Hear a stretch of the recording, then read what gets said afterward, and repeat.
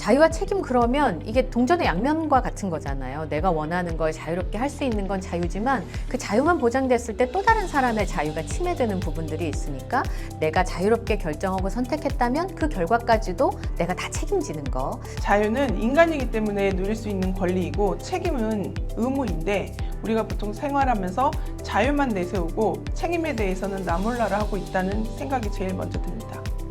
영상 감독으로 일하다 보면 자유롭게 표현할 수 있는 기회가 많습니다. 근데 그만큼 책임감도 많이 따르죠. 뭐 예를 들어서 어떤 장면을 연출할 때는 관객에게 어떤 메시지를 줄지 늘 생각합니다. 뭐 표현의 자유도 있지만 누군가를 불편하게 만들 수 있다면 그건 책임져야 되는 부분이니까요. 대표적인 사례로는 SNS가 있다고 생각을 합니다. SNS는 사실 기본적으로 인간의 표현의 자유에서 나오는 권리고요. 그건 헌법상 명시된 권리이기 때문에 누구나 표현의 자유가 있습니다. 그러나 이런 표현의 자유에는 또 책임이 또 따른다고 생각을 합니다. 본인 어떤 SNS상의 활동, 뭐 게시, 글 이런 것들은 타인의 자유와 권리를 침해하지 않는 선에서 해야 되는 것이고 본인의 행동에 대한 책임도 필요하다고 생각을 합니다. 그래서 이런 것들이 지켜졌을 때 SNS나 어떤 이런 상에서도 타인의 자유를 침해하지 않고 본인의 자유를 지키면서 책임감을 다하는 좀 어떤 공유하고 공존할 수 있는 사회가 되지 않을까 하는 생각을 합니다.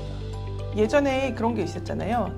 모두가 예스를 할 때 노를 할 수 있다는 그 권리, 그것도 자유의 하나라고 생각을 해요. 근데 자유는 보통 이제 누구의 간섭도 없이 내가 하고 싶은 거를 하는 것.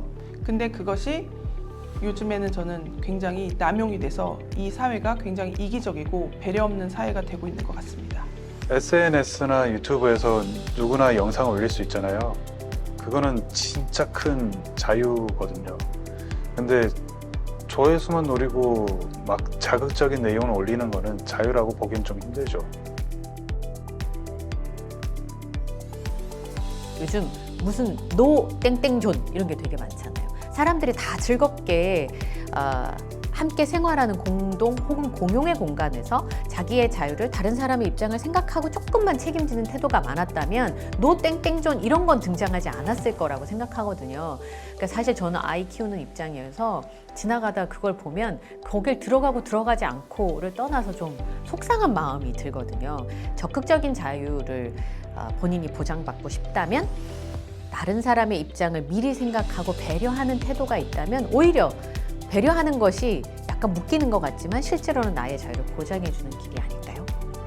본인의 감정과 행동, 그다음에 이런 것들을 절제하고 조절할 수 있는 본인의 능력이 동반되어야 그런 적극적이고 좀 형이상학적인 자유를 누릴 수 있다라고 저는 생각을 합니다.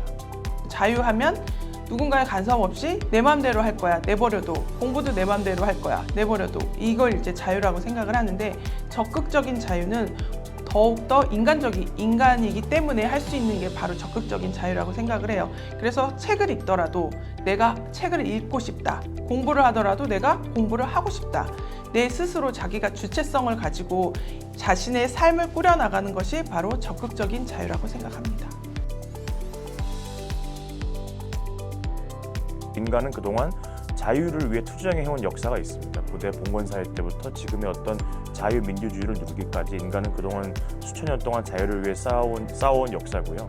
개인의 자유는 최대한 보장받아야 되지만 일종의 최소한의 본인의 규칙, 사회의 규칙을 따라가면서 이런 것들을 계속 실현해 나가야 궁극적으로 전 사회 구성원의 자유를 누릴 수가 있는 것이고 그에 따른 책임도 지는 것이라고 생각을 합니다. 뭐 예를 들어서 촬영할 때 드론으로 막 멋있게 찍고 싶잖아요. 근데 비행 금지 구역에서는 드론을 못 띄우거든요. 그게 우리 사회에서 말하는 법적인 한계고 또 책임이라고 할 수 있겠죠. 내가 자유롭게 표현하고 싶어도 사회적인 기준 안에서 의미 있는 작업을 해야 된다라고 저는 생각하고 있습니다.